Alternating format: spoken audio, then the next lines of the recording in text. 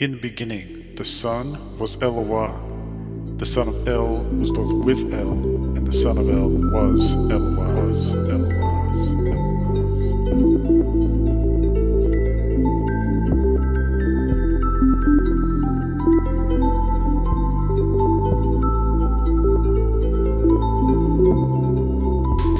Shabbat Shalom from Under the Dome. My name is Noel, and I am excited to be joined once again by my friends Rob and Michael. We are coming from 2 states this week, but from 3 different locations. I am back in my house in Charleston, South Carolina, in the whereabouts of Charleston. Um, the low country, the old country, also mud flood city. And Rob is in the same location he has been every single week, which is down in the Tallahassee area. And Michael has been on a spiritual pilgrimage, uh, going to different locations around the Motionless Plain through the woods. I think he's on the beach. I saw video proof that he was walking along the beach today in the Pensacola area. And this is the first day. I need to point this out because last week, for our first Revelation study, we were meeting on the unmentionable day, the 25th of December, which happens to be, line up with a special holiday for the winter solstice. And today is the first day of the Roman Gregorian calendar, which obviously I don't keep officially. I think we're still in the finishing up the ninth month of the year, if I'm counting correctly. I think we're still 3 months away, 3.5 months away from Passover, so we still have a little bit of time there. All right, so we are going to be. This is, of course, the Diaspora of Yashar'el, but everyone watching probably knows that already, as we are now on the 14th chapter of John, and we're going to be cutting this in half tonight. We're going to be going back and forth between the Hebrew Gospel of Yochanan and then over to Hebrew Revelation to end the night. So let's just dive right into that. All right, I'm going to be handing it over to Rob, and he's going to begin reading for us tonight.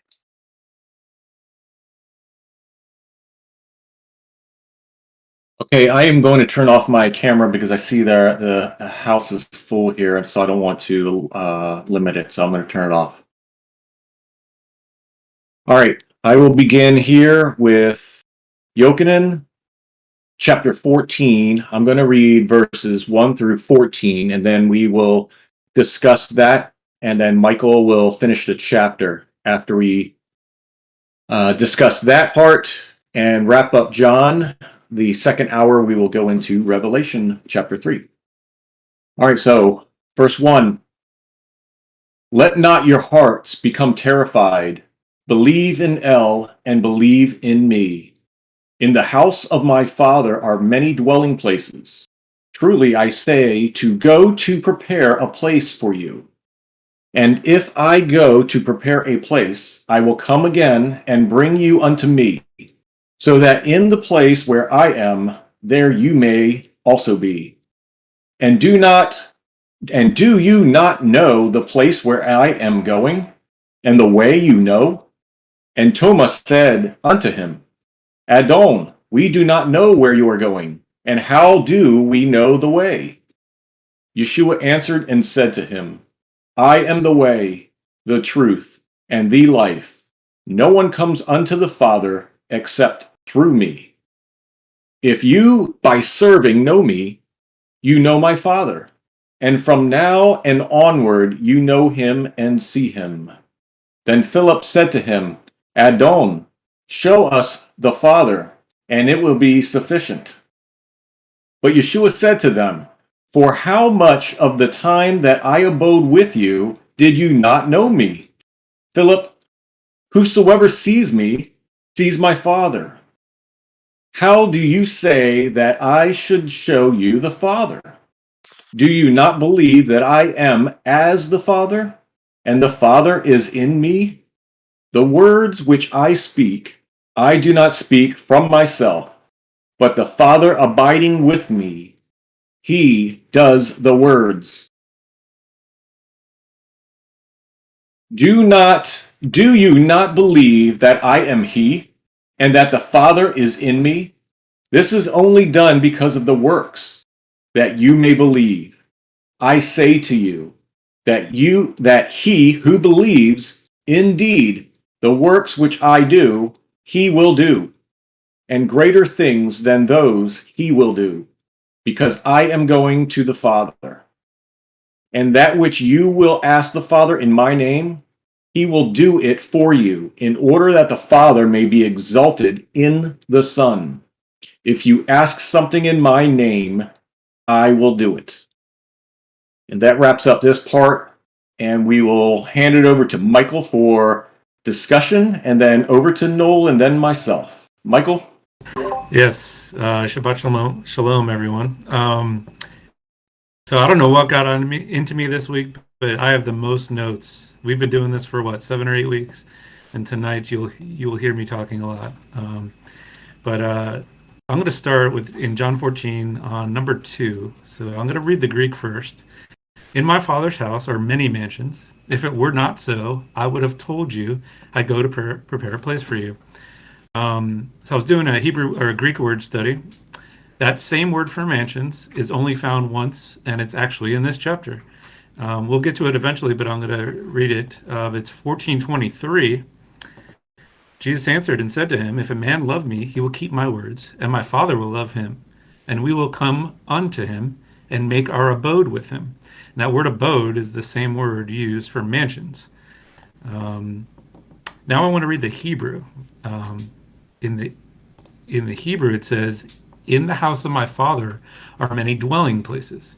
Truly I say, to go to prepare a place for you. So Strong's for dwelling places is Mishkan, which also means tabernacle. And that should ring a bell for some of you guys. But I also want to show you, and again, we'll get to it, but for the sake of my point, Hebrew John 14:23 kind of changes it. Yeshua answered him, if one loves me and keeps my words, my Father will love him, and to him they will come, and with them they will work. So Greek is mansions and abode, and Hebrew says dwelling places, and it doesn't even give a location. It just basically says they will work. So I thought that was interesting as far as the differences there. It's action. It's action in the Hebrew. All right, the next thing is number 7. I'm going to read both versions again. If ye had not known me, you should have known my Father also. And from henceforth you know him and have seen him. So that's the Greek in 14:7. And the Hebrew, if you, by serving, know me, you know my Father. And from now and onward you know him and see him. The Hebrew, I want to highlight serving. If you, by serving, know me, you know my Father. That's huge, guys. Serving others, that's what Yeshua did. That's what we need to do. And I want to highlight Luke 22:27. For who is greater, the one who reclines at the table or the one who serves? Is it not the one who reclines at the table? But I am among you as the one who serves. And we'll get to it later in the Revelation study, but I just want to highlight that the serving part is how you know him in the Hebrew. That's huge, guys. We need to love our neighbors. And as Matthew 25 says, by serving the brothers, we're showing that we love God. And 2 left on this first part. Number 10, I'm going to read both as well. So, believest thou not that I am in the Father, and the Father in me? The words that I speak unto you, I speak not of myself, but the Father that dwelleth in me. He doeth the works. And now in the Hebrew, do you not believe that I am as the Father, and the Father is in me? The words which I speak, I do not speak for myself, but the Father abiding with me, he does the works. There's a few differences. I'm only going to focus on the as. So in the Hebrew, it says, do you not believe that I am as the Father, and the Father is in me? That's huge. This could possibly help with the standard Trinity doctrine because in the Greek it says, I am in the Father. But in the Hebrew, it says, I am as the Father. And then finally, and then I'll hand it off to Noel here. Number 12, I'm going to read both again. Verily, verily, I say unto you, he that believeth on me, the works that I do, shall he do also. And greater works than these shall he do, because I go unto my Father. And in the Hebrew, I say to you that he who believes, indeed, the works which I do, he will do, and the greater things than those he will do, because I'm going to the Father. So I looked up the word indeed in Hebrew, and it could mean verily. So it's very similar in that aspect. Verily, verily, or I say to you, he who believes indeed could mean the same thing. But I wanted to highlight what is missing. The believeth on me part. That's interesting. So the Greek says, he that believeth on me, where the Hebrew says that he who believes. So it takes away the on me. I'm not sure what that means. I just wanted to highlight the difference. Maybe you guys in the chat or Nola, Rob can comment on that. That's all I got for the first part. I want to hand it off to Noel, and I'll be busy today, so don't worry about that. That was epic, Michael. And so there's, I think what you were insinuating in here was that this comes across as a Trinity chapter, correct? Yes, absolutely. Yeah, I mean, I was thinking the same thing this week, that it, just so everybody knows that I am not a Trinitarian, certainly not in the Catholic term of the word. I'm willing to come to a level of that the Father and the Son are in perfect unity with each other, but they are not the same entity. They are two separate persons, but it does. There's a lot in there. There's some interesting passages in here for sure. So here's what I was looking at in here. This goes back to, okay, so I want to establish a case in this chapter that what we often see Yahusha doing is he speaks to his disciples, and we feel like that is directly speaking to us. And I'm not necessarily under that impression. I'm not under the impression just because he says something to his disciples that that is intended that we should take that same message. For example, all right, now we're going to see some other practical, another very practical example of this later on. But here we see in verse 2, he says, Yahusha says, if I go to prepare the place, I will come again and bring you unto me, so that in the place where I am, there you may also be.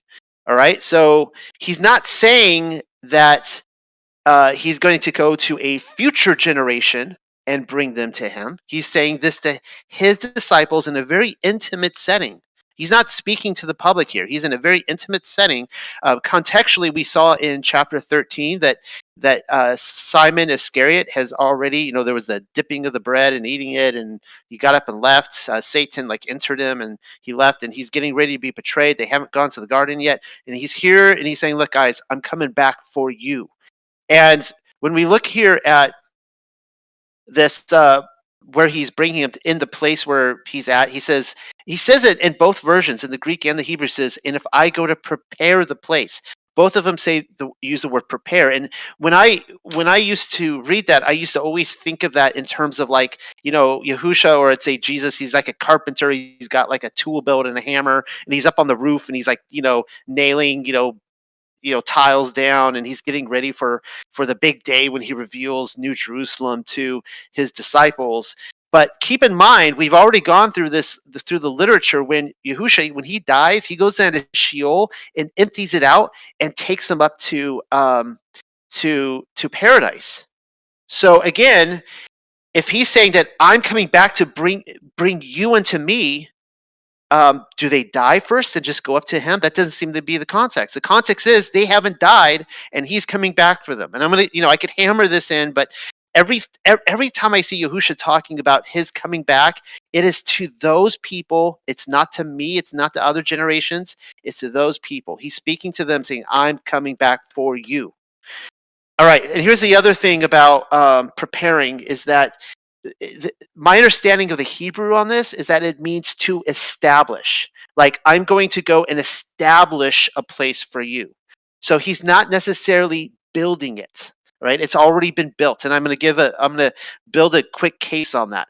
But it's almost like if you were to go to a wedding and you were invited to a wedding, this is a great example for me because I used to be a wedding photographer. You're invited to a wedding and you accept the invitation, and then you show up to the wedding, and there is some dinner plates set out, and there's your name, and you're like, oh, they prepared a place for me. This is so great.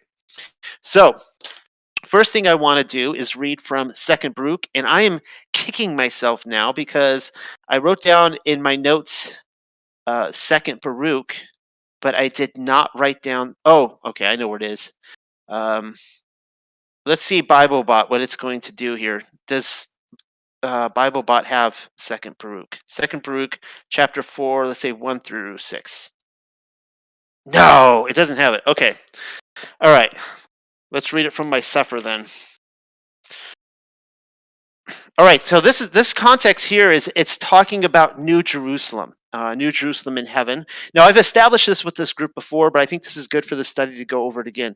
I'm going to read from chapter 4. It's only 6 short verses, and it says, "And Yahuwah said unto me, this city shall be delivered up for a time." Now, he's talking to Baruch about the physical city of Jerusalem on the earth, that it's going to be delivered up to the Babylonians. "And the people shall be chastened during a time that they're going into captivity, and the world will not be given over to oblivion." All right, settled. "Do you think that this is the city of which I said, on the palms of my hands have I graven you?" So now Yahuwah is saying, oh, that's so awesome. You got it up. Thank you. So Yahuwah is saying, look, there's another, like, this isn't the city I've been speaking about. Yeah, this Jerusalem is going to get destroyed, but that's not the Jerusalem I have in heaven. Let's read on. "It is not this present building which has been constructed in your midst. It is that which will be revealed with me, and which was already prepared from the moment I decided to create the garden." So that's interesting. So here it was prepared at the moment that the Garden of Eden, as we saw last week in the Revelation study, was it's in the third heaven. "And I showed it to Adam before he sinned." So he showed Jerusalem to Adam, but when he transgressed the commandment, it was taken away from him, as well as the garden. So he was in the garden, he was shown Jerusalem, he was able to enter Jerusalem, he could no longer enter Jerusalem. It sounds like he went a long time before he sinned, that it was more than just like a few hours. "And after these things, I showed it to my servant Abraham in the night between the portions of the victims." That's interesting. "And again, I also showed it to Moses on Mount Sinai when I showed him the pattern of the dwelling in all its vessels. And now behold, it is preserved with me as well as the garden. Now go and do as I command you." All right, here's the second one I want to read through. Hebrews 11, 8 through 10. Come on, BibleBot. Yes. All right, this is what it says. "By belief, Abraham obeyed when he was called to go out to the place which he was about to receive as an inheritance, and he went out not knowing where he was going. By belief, he sojourned in the land of promise as a stranger, dwelling in tents with Yitzchak and Yaakov, the heirs with him of the same promise. For he was looking for the city having foundations, whose builder and maker is Elohim." That's just a little fascinating footnote there, that Abraham recognized that the city of Jerusalem was in heaven. But my last passage I want to read from tonight comes from the very controversial book, The Writings of Abraham. I probably shouldn't say that, but I just recognize that people always send me fan mail about how much they despise this book for whatever reason. But it's an amazing book. And this comes from chapter 100. Now, pay attention to what's happening here, because we've already seen that this place, which Yahusha is preparing for his disciples, for them to go to, that he's going to come back. My conclusion is during their lifetime and take them there. That we already saw that Abraham looked for the city, but we saw that Adam physically saw it. Now, here's what this says. "Now Melchizedek was a priest after this order, which is in the holy order of Elohim. Therefore he obtained shalom in shalom, and was called the Prince of Shalom. And his people wrought righteousness and obtained heaven, for they sought for the city of Enoch, which Elohim had before taken." Okay, so listen to this carefully. "Separating it from the earth, having a reserved it unto the latter days of the end of the world." So it says that this city was at one time on the earth, and that it was taken up from the earth. And I did a whole study on this. Just my conclusion is that this was not taken during that. It was actually on the earth before Eden was made. That it was actually on the earth in the pre-existing world before that, and it was taken up around the time the firmament was made. But anyways, that's just my little thing on that. Rob, I'm handing it back over to you.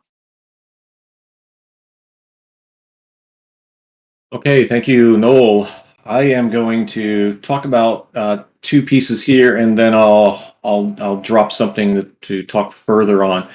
One, I wanted to follow up with what Michael was saying on verse 10, where we have the words which I speak, I do not speak from myself, but the Father. I think this is a huge point, that he does not conflict what the Torah has given, but supports it. And over and over, we see this. I think like every chapter, we've seen examples of Yeshua stating sentences like this. You know, these statements of he's only doing the will of the Father. He does what the Father commands, etc., etc. Every time I see these, I just want to keep pointing them out, because as mainstream churchianity or Christianity will teach that, you know, the commands have been done away with. But here we see it over and over and over. Well, do we ignore all of these? Okay, so also in verse 7, I want to comment on the serving. If you by serving know me, you know my Father. So we see that the Talmudim just overlook what he just said, and think in the physical by asking to see the Father. And you know, Yeshua's talking about, by serving me, you know me, so you know the Father. And immediately they go to, oh, let's see the Father.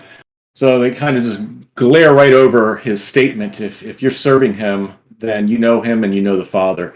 So we see that a lot in what the Talmudim say, and also what the Pharisees are saying. They go to the literal speakings when Yeshua's talking, and not digging into the parable sayings that he has and what he's referencing to. All right, and then I want to speak to, and I'll let me drop this in here now. I'm going to speak to the way and the truth and the life, as we see here on 6.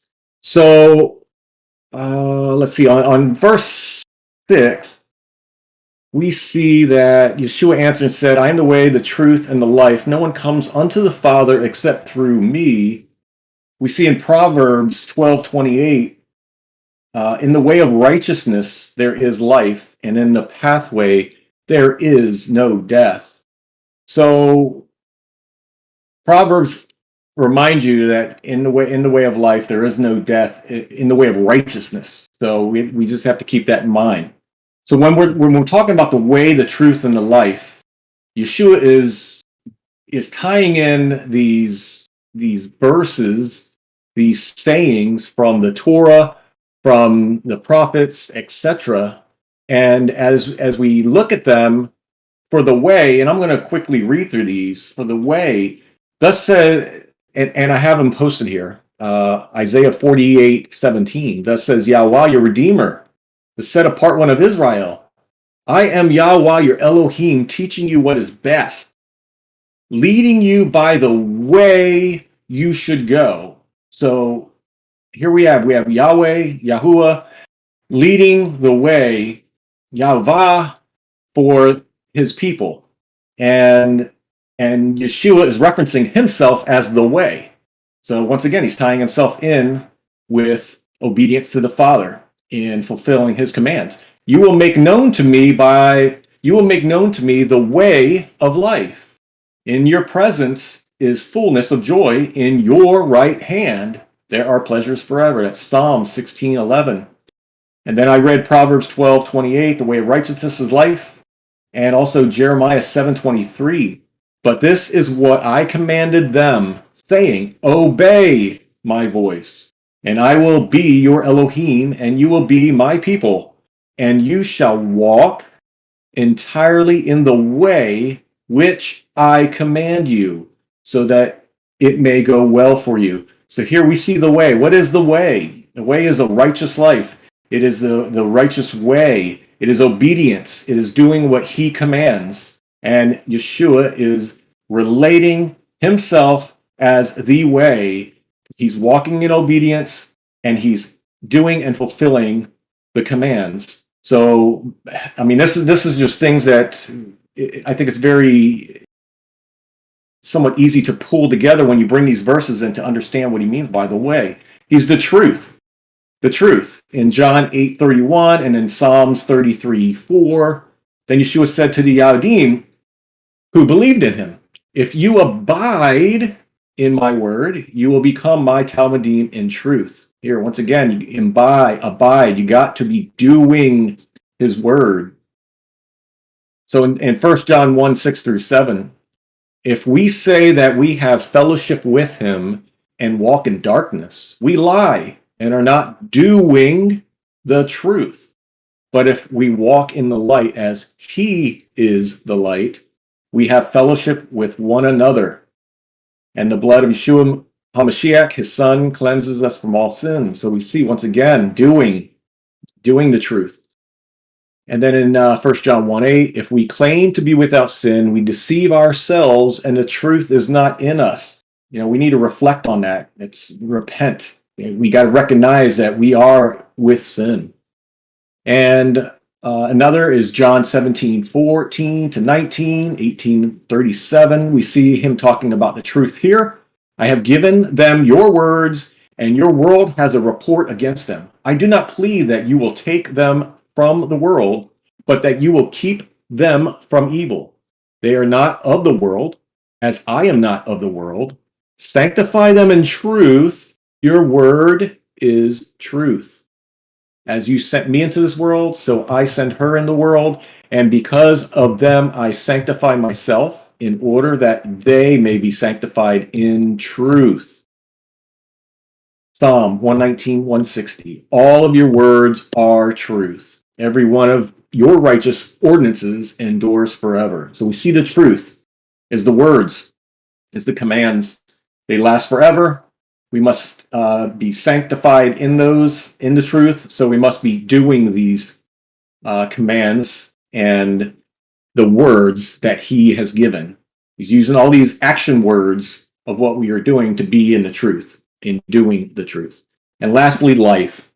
So in Job 12:9-10, who among all of these does not know the hand of Yahweh has done this? In whose hand is the life of all that live and the breath of all mankind. So we see in the hand of Yah is life. And 1 John 5:12, the one who has the Son has the life. The one who does not have the Son of God does not have the life. Proverbs 10:16, the wages of the righteous is life. Proverbs 12:28, the way of righteousness there is life. And we have Wisdom of Solomon 8:7, Sirach 4:11-13. And if a man loves righteousness, the fruits of wisdom's labor are virtues. For she teaches soberness and understanding, righteousness and courage. And there is nothing in life for men more profitable than these. So life is righteousness, the virtues. You know, when you tie in the actions that we are living for him, if we love him, we will do his commands. So we're tying in the righteous actions that we are doing that please him, these virtues, this righteousness, that is us showing the life. As we know, we are living now in the mortal life by living as eternal, by walking in the virtues and the righteousness, etc. So we're practicing it now, we're doing it now, so that we can show that we love him. So I wanted to bring that together on the way, the truth, and the life with these verses that tie that in. And I hope that is helpful for others and that others can share this with their loved ones. So with that, I am done on these 14 verses for this chapter. Over to Michael. No, do you have anything else, or should I finish this out with John? I just have to say that was really awesome, guys. I really enjoyed that. So I I think there's probably other things I could touch on, but why don't you just go ahead and read the next section? Alrighty, let's get going here. We're gonna start with number 15, and this is the big one. So, if you love me, you will keep my commandments, and I will pray unto the Father, and he will give you another Ruach Hakodesh, that he may abide with you forever. The Ruach of truth, which the world is not able to receive because it does not see him and does not know him, but you do know him, because he is in you now, and he will be in you. I will not leave you as fatherless ones. I will come unto you again. Yet a little, and you will not see me any more. But you will see me alive, and you will live. In that day you will know that I am as my Father, and you in me, and I in you. He who keeps my commandments is he who loves me, and whosoever loves me will be loved of my Father, and I will love him, and will reveal myself to him. Then Yehuda said to him, not the Ish Keret, but another gentleman, what thing is being done, that because of us you will reveal yourself to us, but not to the world? Yeshua answered him, if one loves me and keeps my words, my Father will love him, and to him they will come, and with him they will work. Whosoever does not love me will he establish my words. And the word which you heard is not mine, but is from my Father who sent me. These things have I said while I stayed with you. But the teacher, who is called Ruach HaKodesh, he whom the Father will send in my name, will teach you all this, even everything which I have said to you. Shalom I leave for you, my shalom I give to you. I do not give it to you in the way which the world gives it. Do not fear and do not let your heart be terrified. Heard that I said, I will go away and I will come unto you. If you love me, truly you will shout for joy, because I am going to the Father, for the Father is greater than I. And I reveal this to you now, before the work, so that after the work you may believe. From now I will not speak many things with you, because the prince of this world has already come, and he has nothing in me. But in order that the world may know that I love the Father, he gave his commandment to me, and so do I. Stand up and let us go hence. Let's head up to Noel for a commentary. So, as you said, Michael, this the big one here really is in verse 15, and in the Greek it says this: "If you love me, keep my commandments." Now that seems pretty straightforward. If you love me, keep my commandments. But it's amazing how just a little bit of wording really changes the emphasis on this. And he says in the Hebrew, "If you love me, you will keep my commandments." So here it's not even a suggestion. It's like, if you love, and I think all of us here are smart enough not to read, "If you love me, keep my commands." That's suggestive. But this is just fact of the matter that um, throughout the church, it is suggestive. We've talked to enough of them to say, no, no, no, no, that's not how we define love. We love him, and whatever, he just loves us for who we are, right? But he's like, no, like, you will keep my commandments. Like, if you don't keep my commandments, then you don't love me. And this, we can just go on example after example here. Rob already beautifully addressed this, and I don't think I could really add to anything Rob has already said. But let's just go through a few. I was trying to keep track of everything he said in my notes, and I've been like trying to cross things out. So hopefully I don't repeat anything he already said. But take Psalm 119 for example. Now, of course, the writers of the Psalms, I have pointed out many times in the past, they would be thrown to the curb at any church because they would be heretics for their love of Torah. These guys love the Torah, and in fact, Yahusha, what was it was it 2 weeks ago, where we read that he actually equated? It was like 2 or 3 weeks ago. He equated the Psalms to Torah. I don't know if we really dug into that enough to really wrestle with, like, what's all the insinuation, the suggestions here. But Psalm 119, the Torah is used 24 times to describe, quote, the man after Elohim's own heart. So if we are a man after the Father's heart, then we do Torah. Um, Proverbs 28:4. Let me drop this into. I obviously wasn't going to read through all of Psalm 119, guys, but I was going to be merciful on you guys tonight. But Proverbs 28:4. What does it say? Those who forsake the Torah praise the wrong. Ouch. Those who guard the Torah strive with them. So here we see that there's a line between righteousness and evil, and it is Torah. If you want to praise the wrong things to do in life, then forsake Torah. All right. Here's another one. You guys are all familiar with this one. Proverbs 28:9. He who turns away his ear from hearing the Torah, even his prayer is an abomination. And that's a tough one. I mean, you talk about cognitive dissonance. That is, you bring that to people in the Christian church in other congregations, and when you get it, especially in the touchy-feely denominations like the charismatic churches and that kind of stuff, where it's all, proof of their salvation is the fact that they experience a flow of energy and emotion, and they say that's the spirit and this kind of stuff. Like, none of this matters because, they see miracles and all these things happening and stuff like that. But it's like, no, guys, no, like, you turn away from obeying the Father's commands, then your prayer is an abomination. Here we see, here's a great one. Isaiah chapter 2. I'm not going to put Bible bot for the entire chapter, but the law of the millennial kingdom, anyone will see if they read Isaiah chapter 2, is Torah. Torah continues as we're doing these studies on the millennial kingdom, and people are coming in, streaming in. Some people are getting really upset because I'm saying that the Torah was not done away with, and the rebellion, the reason why the millennial kingdom is not here, guys, to this day, is because people rebelled against Torah. Like, that's the that's the elephant in the room. Here we see, let me put up Isaiah. If people had obeyed Torah, then it would have all been good. Isaiah 66, chapter verse 23. And it shall be that from new moon to new moon and from Sabbath to Sabbath, all flesh shall come to worship before me. And so here we see Torah is eternal. And here's another one, Deuteronomy 33, verses 2 through 4.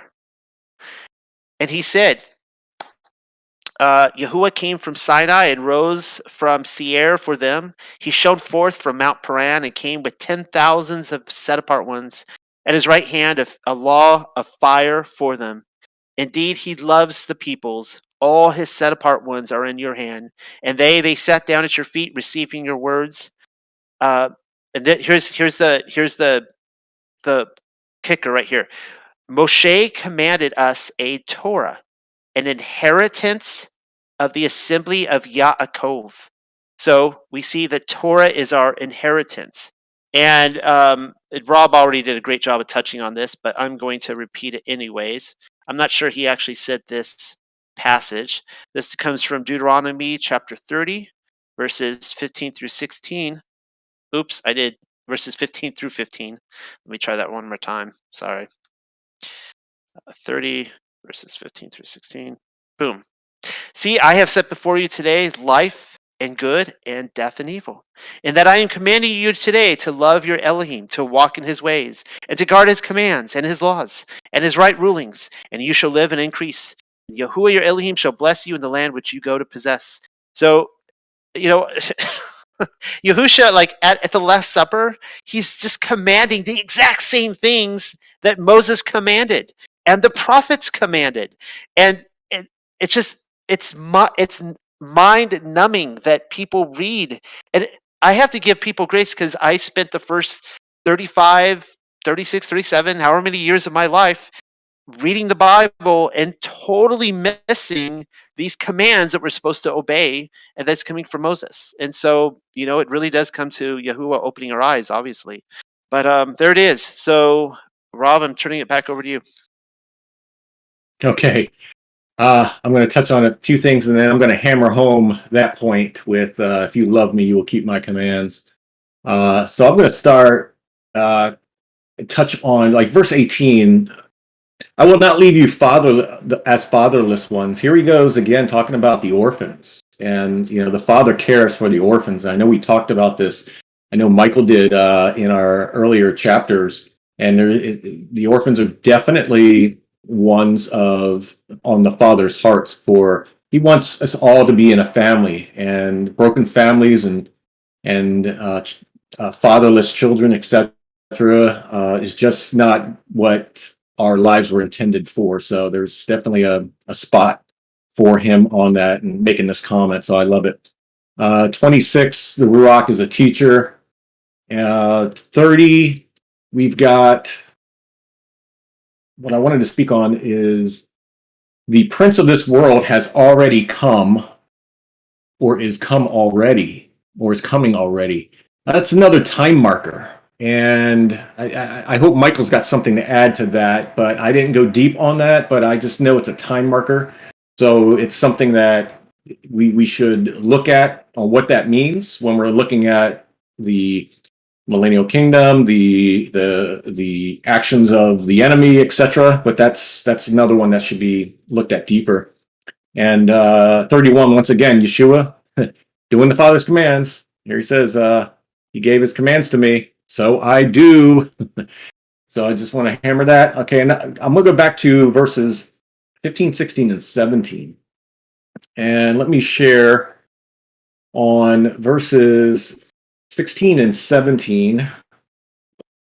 And I'll drop that in there. And what I'm going to read here is, on the top part is the verse, the two verses. And then I highlighted below it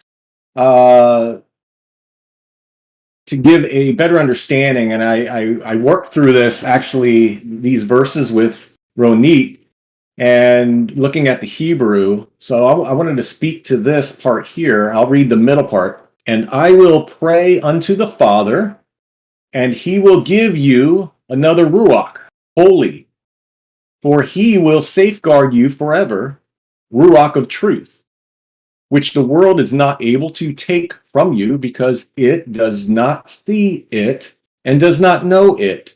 But you do recognize it, because it is in you now, and it will continue to be in you. So what I did here is, with the color coding, is to show you who's speaking in each one of these parts, so that you can see this. Where looking at it, the Father, he will give you another Ruach that is holy, this spirit of holiness.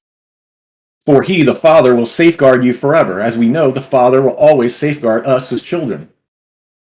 And this Ruach of truth, he's calling the spirit of truth that he's giving you, this spirit that's holy, because it's revealing, it's from him, and the world cannot take it because it does not see it. So I wanted to point that out regarding this spirit, or the Ruach of holiness. And as I was talking with Ronit, she pointed out, and we were talking about David, where back when David did when the prophet Nathan came out and more or less was telling him the story about the sheep, where there was a farmer that had one sheep. It was his everything, and then another one had, I can't remember the exact details of the story, but had a bunch. And the one that had a bunch coveted the one that had just one and ended up taking it. And David blew his stack off and was really upset with that person for doing it. And then Nathan says, well, that was you. And then David's eyes were opened at that point and realized what he had done with his new wife and that whole deal. So he writes here in Psalms 51, 10 through 12, create in me a clean heart, O Elohim, and renew a steadfast spirit within me. Do not cast me away from your presence, and do not take your spirit that's holy from me. Restore to me the joy of your salvation, and sustain me with a willing spirit.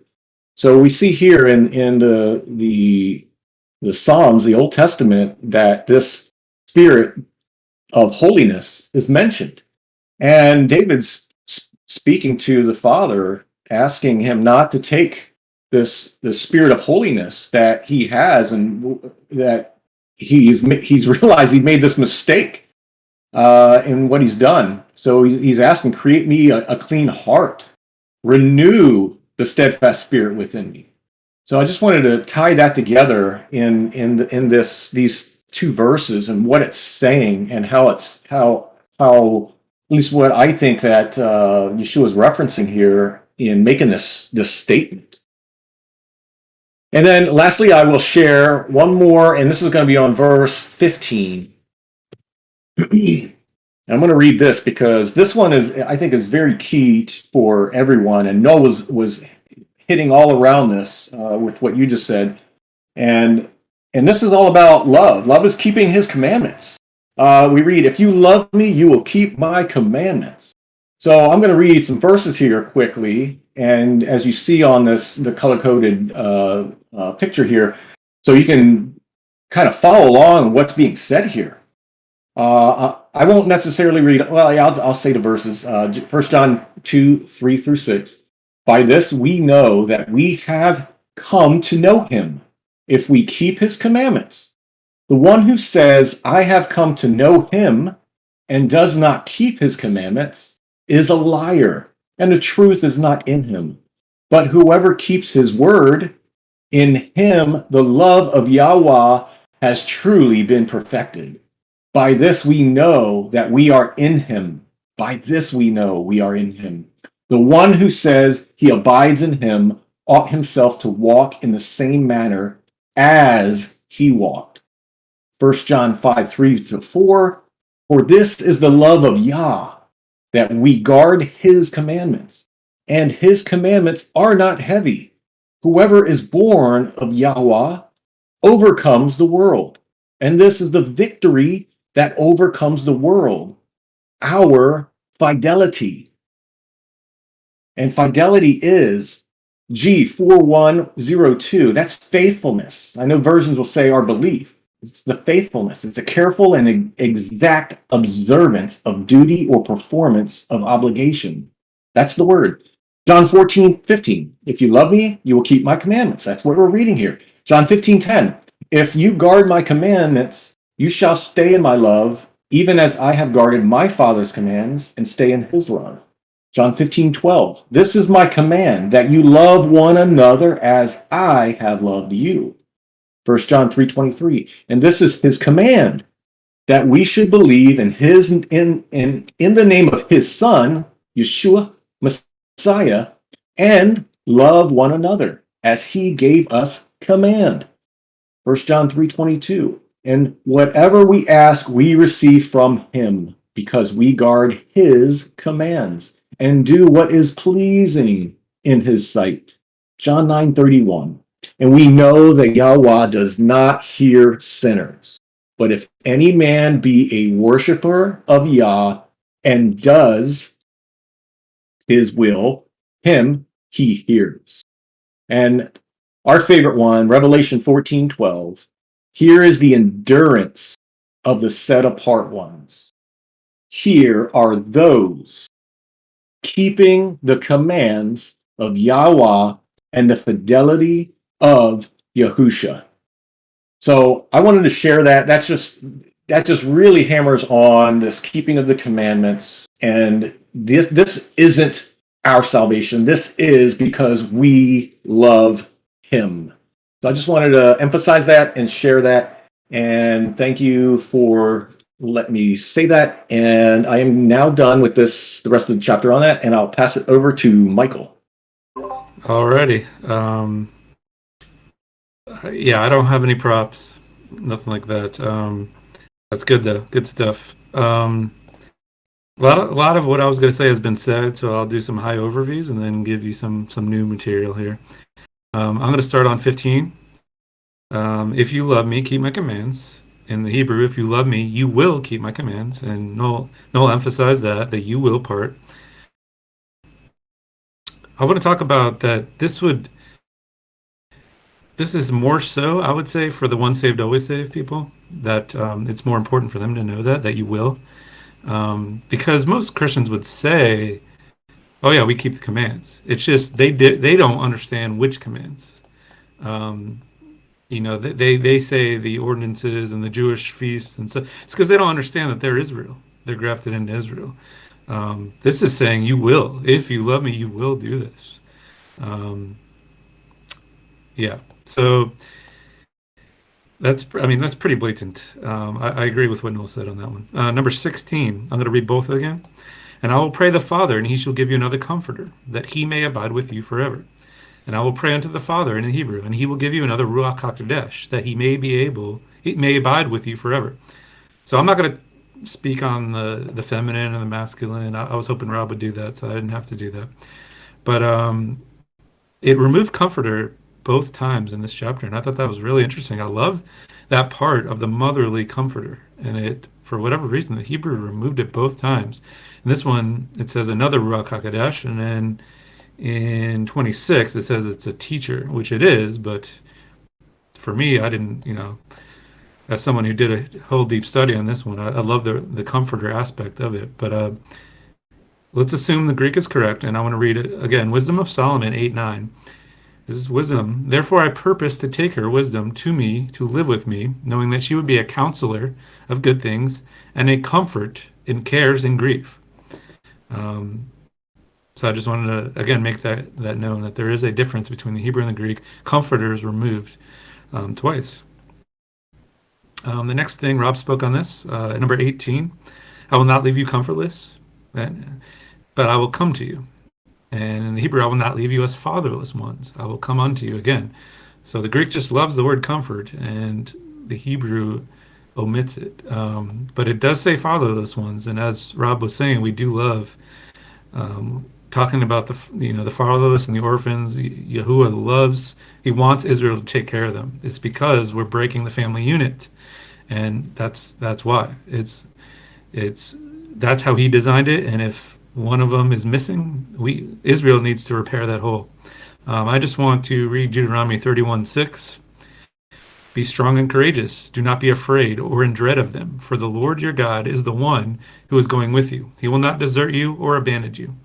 I remember during the Holy Family study, we went over a bunch of that Yeshua won't leave us orphans, and that we were grafted into that family. But I thought that one was good too. Number 20, again, I just want to point out, like I did in the previous first half, that it says in the Hebrew, in that day you will know that I am as my Father, and you and me, and I and you. Again, I just want to point out the as part, that it could help with the standard Trinity doctrine where they would say in. To me, that's a big difference. Just two left. Number 21, I'm going to read the Hebrew. He who keeps my commandments is he who loves me, and whosoever loves me will be loved of my Father, and I will love him and reveal myself to him. I want to read, actually no, Rob read this, but I guess I can read it again. 1 John 2:3. By this we know that we have come to know him if we keep his commands. The one who says, I have come to know him, and does not keep his commandments is a liar, and the truth is not in him. But whosoever follows his words, in him the love of God has truly been perfected. By this we know that we are in him. The one who says that he remains in him ought himself also walk as he walked. As someone who didn't really grow up in the church and got into this Torah, logically, I'm a logical person, numbers based. It just doesn't make sense why they fight this, why they fight not wanting to obey. Most people in this chat would say Paul is the reason, and it's very possible that's the main reason they're using Paul. But as someone who didn't grow up in this faith and didn't have much to overcome as far as doctrine, for me it's logical that you would want to follow him. And whether you agree with all the commandments you need to follow, you should want to research that. You should at least have a fear of Yah to be like, maybe I should look into this. There's no fear of Yah, in my opinion. And finally, number 24 in the Hebrew, whosoever does not love me, will he establish my words? And the word which you heard is not mine, but it's from the Father who sent me. And I'll just end this with a cross reference. 1 Kings 6:12. This house that you have built, if you will walk in my covenant, and you will keep my judgments, and you will do all my commands, and you will walk in them, I shall establish my words with you, which I spoke to David your father. I just thought that was an awesome cross reference. I did a word search for establish my words. This popped up, and it talks about the house that you have built, you will walk in my covenant, you will keep my judgments, and you do all my commands, and you will walk in them. So I'll end it there, but that's all I have for John. So I guess Noel can take it away. So let's just sum up what's happening here. In the previous chapter, and I mentioned this earlier tonight, in the previous chapter, we see Yehuda Iscariot, or Judas Iscariot. He has betrayed Messiah. He's on his way to betray him now, and Yahusha has just had his last meal, the Passover meal, perhaps, with his disciples. They're getting ready to go out to the garden, and he knows he is going to be tormented and crucified. And we saw in the previous chapter, and this is, of course, a continuation of that same conversation, where he's saying he's deeply troubled in his spirit, in his ruach, and he's telling his disciples, I'm going away. And they're like, where are you going?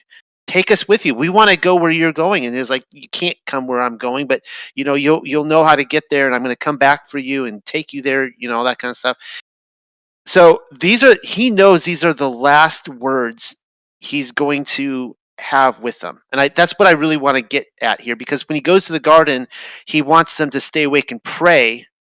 But this is the last words he's ever going to really speak with them in this life before his resurrection. And so if we've been discussing, was he with them 1 year or 3 years? I think Michael and I have come over to the position now that it seems like it really was a 3-year ministry. I'm not sure where Rob is at, but if you were teaching your disciples and preaching for 3 years, and this is it, you want to sum it all up. Like, he's summing it all up right here. Just as you see with Moses in Deuteronomy when he's getting ready to die, and Deuteronomy is almost like one great big last speech before he goes off and dies. And we get up to Deuteronomy 30 into 31, 32, 33, and which I read a couple passages in there. It's like, look, it's up to you to choose the blessing or the curse. You want to choose the blessing, then be obedient. If you want to choose the curse, then be disobedient. And he's essentially saying the same thing as Moses here. He's like, everything I've been telling you, it's summed up in this. If you love me, if you love my Father, then just obey the Father as I have obeyed him. And I think that's really what this all comes to. And I had a few other thoughts, and now I just kind of lost them. But I think that's it. So, Rob, did you have anything else you wanted to add? Nothing more to add, but I didn't know if either one of you had anything deeper on verse 30 with the Prince of the World. That had interest in me. But other than that, I think I covered everything and the same.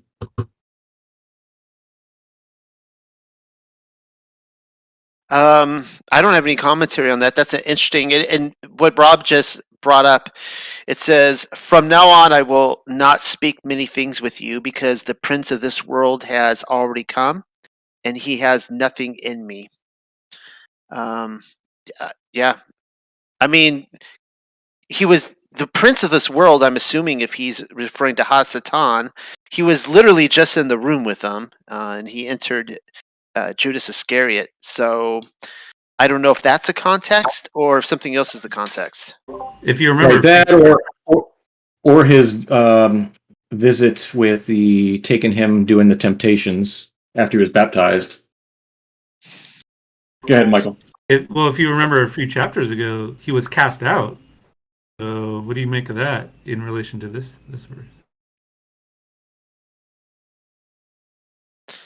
Refresh my memory on when he was cast out. I think I remember I linked it to a chapter in Revelation. It was the same chapter, and Yeshua said, that he was cast out, and we were trying to link it to the Tartaria in Revelation. If you remember that, Michael threw him out, kind of thing. Oh, okay, yeah, he was thrown out of heaven. Yeah. I don't know. I've got nothing, guys. Yeah, it was one of those sentences that's just thrown in there like this one here, but it could very well just be him commenting on the prince of the world has already come. He's already quote tempted him, in that aspect, and now he's going to set up his murder next. Yeah, I think I would agree with you on that, Rob. I think that's it's the context here is that he's deeply troubled. I mean, if he was troubled in the last chapter, I would assume, this is like conversationally like 5 minutes later. I would assume that he's still troubled from 5 to 10 minutes earlier, and Judas has just left, and they're still confused, and he's trying to. Last time we saw where he said, "Look, I'm telling you these things now because that way when they happen to me tonight and tomorrow, and then of course 3 days later, that you will then believe me, who I am and all that kind of stuff." And I think that's what he's just setting up. So Yeah. Yep. And no, after we're done here with John, do we want to open up the floor for, like, let's say 15 minutes and then close it for the next part of Revelation? Or what's your thought? let's give it a few minutes. Let's open it up because we're already at an hour mark, and I want to make sure because I think we have a lot that we want to discuss in Revelation. So does anyone have anything here that they would like to comment on? Any observations that you've had? Yeah, I just dropped into the chat regarding verse 23.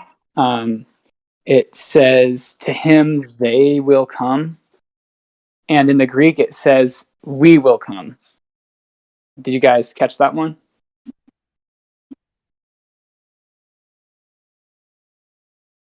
Oh, yeah. In the Greek, it says, "And my Father will love him, and we will come unto him."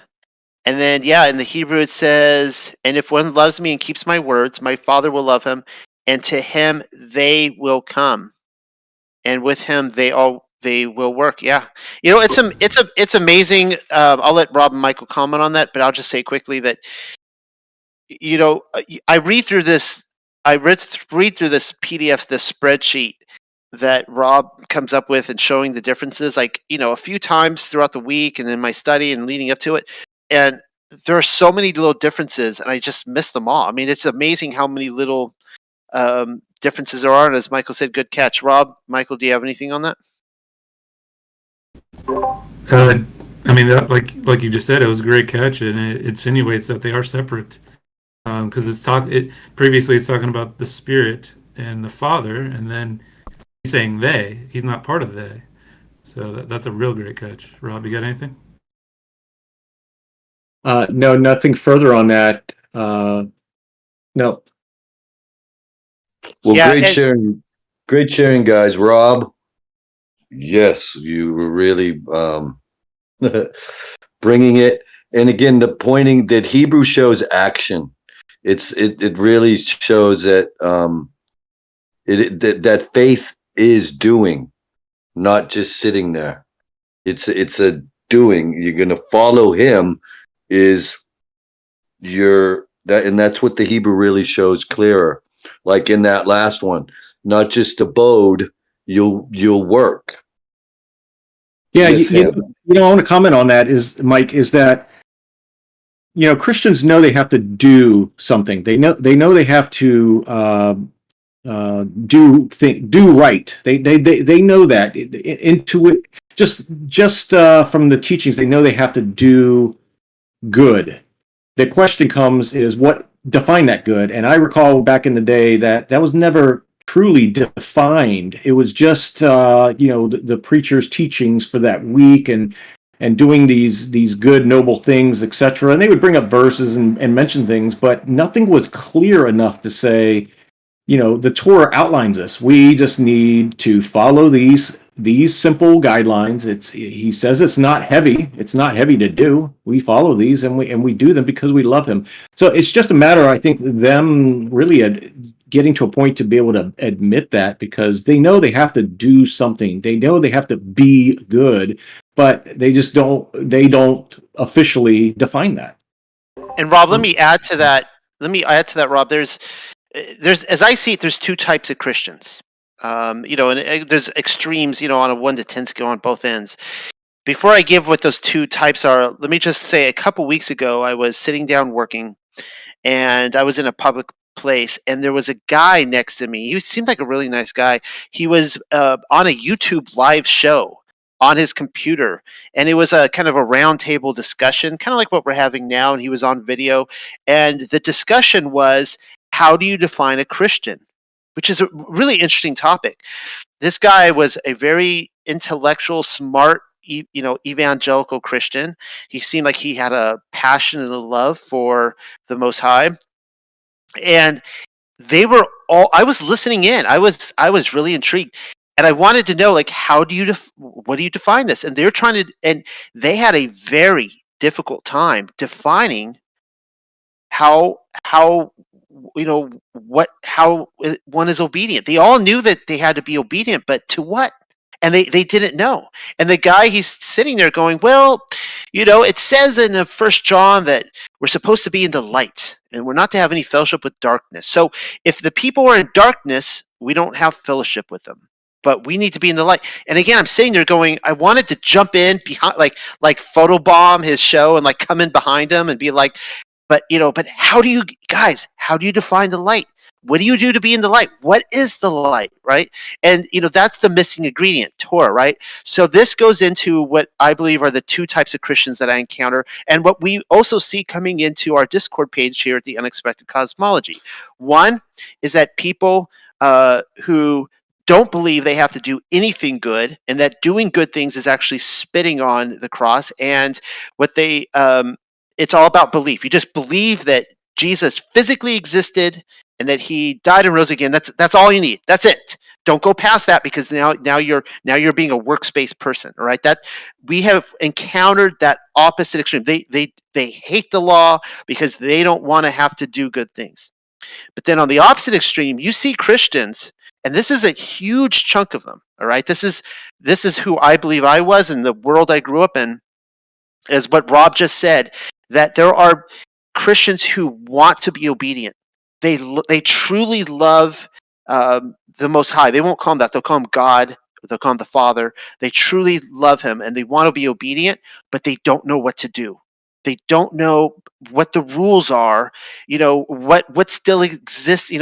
And I've said this so many times. I said this on Zen Show a couple nights ago, that the unfortunate reality is that the church paradigm is set up full of controllers who are there to tell us not to do Torah. It's been done away with. And so as I'm reading the Bible, and I would read through chapters like this where he says, obey my commands, be obedient to my Father, I would, Torah wasn't even in my mind, my thinking, because I'm like, well, that's been done away with.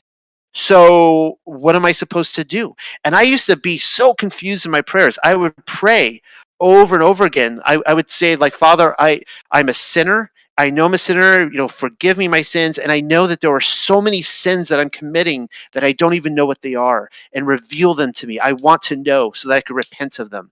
And so I think that that's the big thing, that unfortunately, that there are so many controllers in the church, gatekeepers, all sorts of things, and their job is to keep people from the truth and keep breathing into their ears and telling them, that if you obey that, you're going to be works based, and if you're works based, the truth is Yahusha, and that chart that Rob showed up again, the way, the truth, and the life, and giving the examples of what is that, is just fire. Yeah. Okay, I'm sorry, I don't want to ramble. Is there anybody else who has anything before we move on to Revelation? I want to Yeah, say I something. have. Oh, go ahead. Okay, I have a couple of things. So, regarding the last topic, I think there is a huge confusion between the Torah, which has a very finite number of commandments, I believe 613, right, to the gazillion, 500,000, 1,000,000 laws and edicts that the sages, the rabbis added to the Torah. So when Yeshua came, he said several times, I didn't come to abolish the Torah, but I have a huge issue with all of the stuff that you rabbis added on top of the Torah. So I think that nowadays Christians get confused And when they think about laws and Torah, they they combine into it all of those gazillions laws that Yeshua was very upset with. So I think that's just a thought. Another thing, I wanted to go back to John verses 15 and 16. So as I was working on those two verses, I had two insights. The first one is that Holy Spirit is actually not a correct translation of Ruach HaKodesh. So Holy Spirit in Hebrew would be Ruach Kedosha, okay, Holy Spirit.